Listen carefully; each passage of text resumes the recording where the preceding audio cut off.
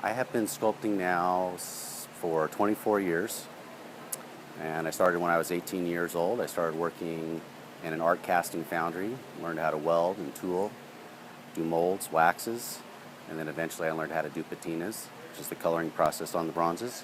I will create my originals in oil-based clay and then eventually go through this lost wax process, which I take the clay, do a silicone rubber mold on it, take that mold, pour a wax pattern into the silicone rubber mold, take the wax pattern, do a ceramic mold on that, heat it up, the wax melts out, and then turn the ceramic mold over and then pour bronze inside the ceramic mold at 2100 degrees Fahrenheit. Earlier in life I did some figurative work, but I've always been an outdoors person, so I really enjoy wildlife. I think they all have their own characteristics, just like your dog or your cat would have, their own dispositions, if you will. And so I love to kind of imagine these animals in different situations and having their own character and sort of embellish on that.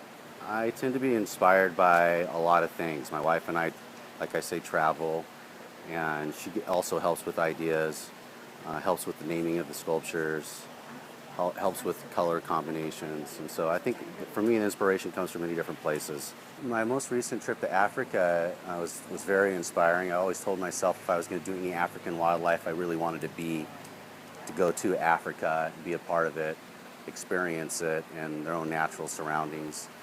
And so by going there and actually seeing these wild creatures, in their original place, it kind of brought kind of a new appreciation to the animal, and then I'm able to kind of bring that and interpret that in my art.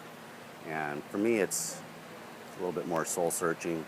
Favorite part about the creative process would definitely be in the clay sculpture stage, where I'm taking clay that could be warm or cold, adding it to an armature, and through, I guess, time and inspiration and thought, I'm able to give this clay some life, and that's the hope, that's the idea of being able to give some life to something that wasn't there in front of us at one point, but now is.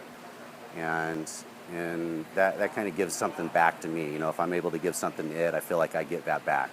My favorite part about the celebration of fine art is the quality of people that come through here. They're educated, they're excited, they want to see what we have to offer.